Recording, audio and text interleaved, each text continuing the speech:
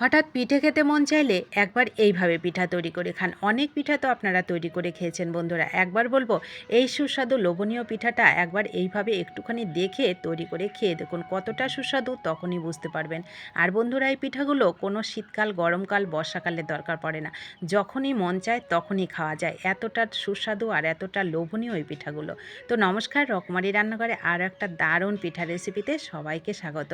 এটা তৈরি করতে বন্ধুরা আমার লাগবে আতপ চালের গুঁড়ো। আমি এখানে গোবিন্দভোগ আতপ চালের শুকনো গুঁড়োটা নিয়েছি। আপনারা চাইলে কিন্তু ভিজে গুঁড়োও ব্যবহার করতে পারেন। তবে ভিজে গুঁড়োর ক্ষেত্রে একটু সময়টা তাড়াতাড়ি হয়, আর শুকনো গুঁড়োর ক্ষেত্রে একটু টাইম লাগে। তো তার জন্য একটুখানি আপনারা দেখে নেবেন। আমি আমার পরিমাপে এখানে 1.5 বাটি চালের গুঁড়ো নিয়েছি। তার সাথে গুঁড়ো চিনি দিলাম আমি 2 চামচ, যেমন মিষ্টি খাবেন সেরকমই দেবেন। স্বাদ মতন একটু লবণ দিলাম, আর বেশ খানিকটা 1 বাটি বেশ ভরে ভরে কিন্তু নারকেল কোড়া দিয়েছি। নারকেল কোড়ার বন্ধুরা একটু বেশি করে দেবেন। এই পিঠাতে নারকেল কোড়াটা বেশি হলে খেতে বেশি ভালো লাগে।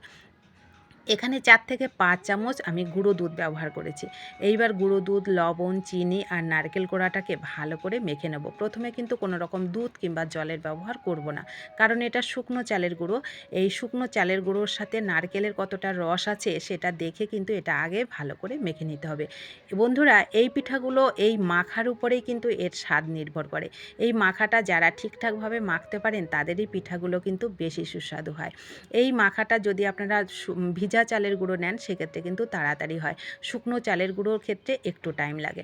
তো দেখুন, আমি একটুখানি ভালো করে নারকেল কোড়ার যে রসটা আছে নারকেলের, তার সঙ্গে আগে গুঁড়োটাকে একটু কিন্তু ভিজিয়ে নিয়েছি।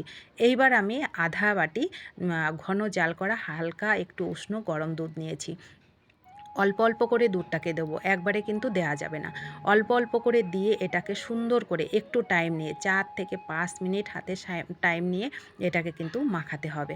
যত সুন্দর, যত ভালো এই মাখাটা হবে তত কিন্তু পিঠাগুলো সুস্বাদু হবে।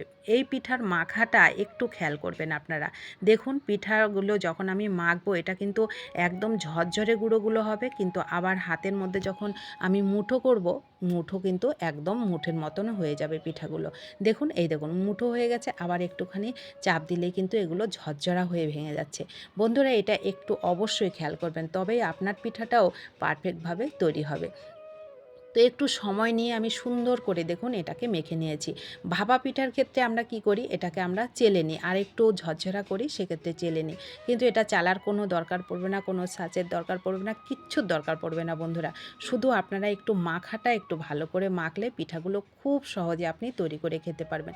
খেতে অসম্ভব মজা লাগে বন্ধুরা এই পিঠাগুলো। তো দেখুন কি সুন্দর, দেখুন হাতে দলা করলেই কিন্তু এটা দলা হয়ে যাচ্ছে। আবার একটু চেপে দিলে একদম ঝরঝরা হয়ে কিন্তু এটা ভেঙেও যাচ্ছে। তো আমি আজকে বন্ধুরা কোনো রকম স্বাদ ছাড়াই এই পিঠাটা তৈরি করব। এতটাই লোভনীয় বন্ধুরা, যখন আপনি খাবেন তখনই বুঝতে পারবেন এই পিঠার স্বাদ কতটা মজাদার। আর বন্ধুরা, এই পিঠা খেতে কোনো রকম শীতকাল, গরমকাল, বর্ষাকাল কিচ্ছুর দরকার পড়বে না। আপনার যখন মন চাইবে তখনই আপনি তৈরি করে খেতে পারবেন। তো দেখুন মাখাটা হয়ে গেলে এইবার দেখুন মুঠ মুঠ করে আমি একদম এটাকে পিঠাগুলোকে তৈরি করে নিয়েছি। এইগুলো আমার মা বলতো মুঠো পিঠা। তো আপনারা কি পিঠা নাম দেবেন সেটা সম্পূর্ণ আপনাদের পছন্দের। তো দেখুন এক এক করে একদম হাতের মধ্যে মুঠ মুঠ করে পিঠাগুলোকে আমি তৈরি করে নিয়েছি। এই পিঠাগুলো বন্ধুরা উপর থেকে একটু শক্ত হয়, আর মানে ভাপানোর পরে, আর ভেতরটা একেবারে ঝরঝরা হয়। মাখাটা যেহেতু আমি ঝরঝরা করেছি একদম ভাপা পিঠার মতন। তো দেখুন, আমি একটা পাত্রে জল দিয়ে একটা ছিদ্রযুক্ত থালা দিলাম, তার মধ্যে মুঠো পিঠাগুলো দিয়ে দিলাম, উপর থেকে একটু ঘি ব্রাশ করে দিচ্ছি। এই ঘিটা যদি একটু দেওয়া হয় তাহলে খুব সুন্দর ঘিয়ের ফ্লেভার হয়। আর গোবিন্দভোগ আতপ চাল যেহেতু নিয়েছি সেক্ষেত্রে গোবিন্দভোগ আতপ চালেরও কিন্তু খুব সুন্দর একটা ফ্লেভার হয়। আপনারা নর্মাল চালের গুঁড়ো দিয়েও করতে পারবেন, সেক্ষেত্রে কোনো অসুবিধা নেই, কিন্তু একটু গোবিন্দভোগ আতপ চালের গুঁড়ো হলে সুন্দর একটা ফ্লেভার হয়। আর নারকেল কোড়াটা কিন্তু অবশ্যই বেশি করে দেবেন। দেখুন ঘিয়ের খুব সুন্দর কিন্তু একটা মিষ্টি গন্ধ বেরোচ্ছে। আপনারা যখন তৈরি করবেন তখনই বুঝতে পারবেন। তো রেডি হয়ে গেল, এটা মাত্র 10 থেকে 15 মিনিট আপনি একটু ভাপে তৈরি করবেন, দেখবেন আপনার পিঠাও একদম পারফেক্টভাবে তৈরি হবে। তো দেখুন আমি স্টিম করে নিয়েছি 10 থেকে 15 মিনিট। এইবার আমি এইগুলোকে আমি নামিয়ে নিয়েছি। ঠান্ডা করে অবশ্যই নামাবেন। ঠান্ডার পরে দেখুন একদম পারফেক্টভাবে পিঠা কিন্তু আমার তৈরি হয়ে গেল।